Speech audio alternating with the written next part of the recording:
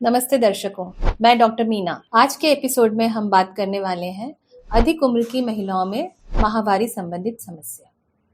पिछले वीडियो में हमने कम उम्र की महिलाएं और किशोरियों में समस्या के बारे में बात की थी, जिसका लिंक डिस्क्रिप्शन बॉक्स में दिया गया है, आप वो जरूर देखें। तो इन महिलाओं में क्या समस्याएं हो सकती हैं और इनके कारण क्या हो सकते हैं, चलिए जानते हैं। तो सबसे पहले हम बात करेंगे 30 से लेकर के 45 या 50 वर्ष की महिलाओं के बीच में जो कारण होते हैं, और उसके बाद 50 के से ऊपर वाली महिलाएं जिनमें माहवारी बंद हो चुकी है और उसके बाद फिर उन्हें समस्या होती है। तो कारण बहुत हैं, हम पहले भी डिस्कस कर चुके हैं, इसके बारे में चर्चा कर चुके हैं। सबसे जो कॉमन बीमारी आजकल देखी जा रही है वो पीसीओडी है।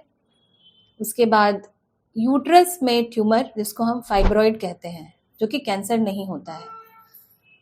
उसके अलावा अंडाशय के ट्यूमर्स, और जो एक सामान्य या कहना चाहिए हार्मोनल इम्बैलेंस, जिसको हम कह सकते हैं, जो तनाव से या अधिक एक्सरसाइज से या वजन कम हो जाने से, वजन बढ़ जाने से, या फिर महिलाएं अगर कॉन्ट्रासेप्टिव पिल्स ले रही हैं, गर्भ निरोधक पिल्स ले रही हैं और वो बीच में कभी भी भूल जाती हैं, या फिर हॉर्मोन्स ले रही हैं, या फिर दवाइयाँ, क्योंकि इस जो ओल्ड एज ग्रुप में ब्लड प्रेशर, शुगर की प्रॉब्लम्स, ये सब शुरू हो जाती है। तो इन सब चीज़ों के बारे में पता कैसे चलता है?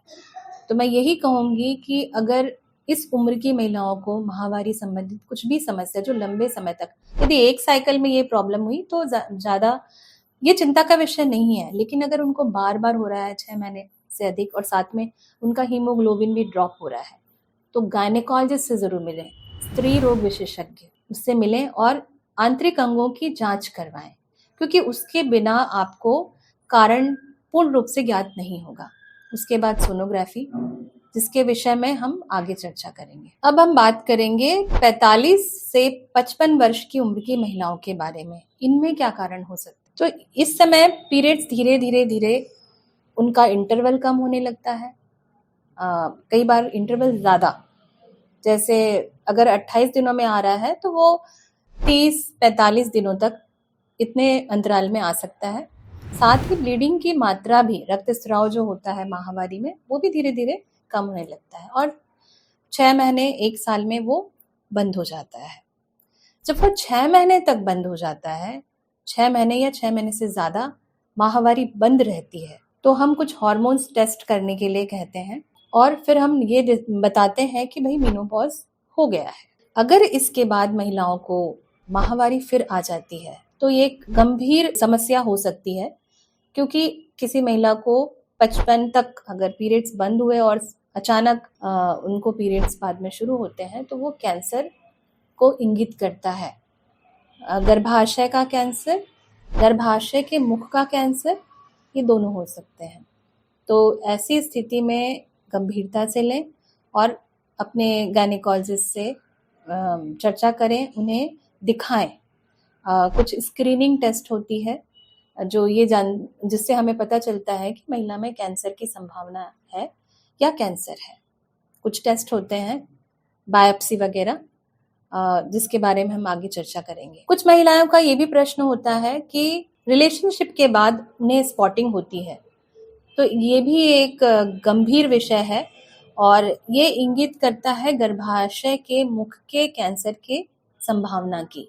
मैं संभावना इसलिए कह रही हूँ कि इसके और भी कई कारण हो सकते हैं, पर इसके लिए भी आपको अपने गायनेकोलॉजिस्ट से बात करनी होगी और टेस्ट करवाने पड़ेंगे, तभी यह पता चलेगा कि गर्भाशय के मुख में एक्चुअल प्रॉब्लम क्या है। आखिर में मैं यही कहना चाहूँगी दर्शकों, माहवारी अधिक जाने पर हम कई बार घर के सदस्यों को बताते नहीं हैं, टालते हैं और अपना हीमोग्लोबिन गिराते जाते हैं, और एक स्थिति आती है जब हम काम नहीं कर पाते खून की कमी से और हम हॉस्पिटल जाते हैं और तब पता चलता है कि हीमोग्लोबिन 3 या 4 ग्राम हो गया है। तब 5 से 6 बॉटल ब्लड चढ़ाने की ज़रूरत पड़ती है और वो जानलेवा भी हो जाती है। तो ये स्थिति ना आने दें। माहवारी में अनियमितता को आप इस विषय पर सोचें, इसको गंभीरता से लें और गायनेकोलॉजिस्ट को ज़रूर दिखाएं और हीमोग्लोबिन की कमी से बचें। तो उसके लिए आपको भरपूर खाना, आयरन रिच आपको सब्जियां लेनी होंगी, पोषक तत्व लेने होंगे, आप वो लें। और कैसा लगा ये एपिसोड, इसके बारे में ज़रूर बताएं।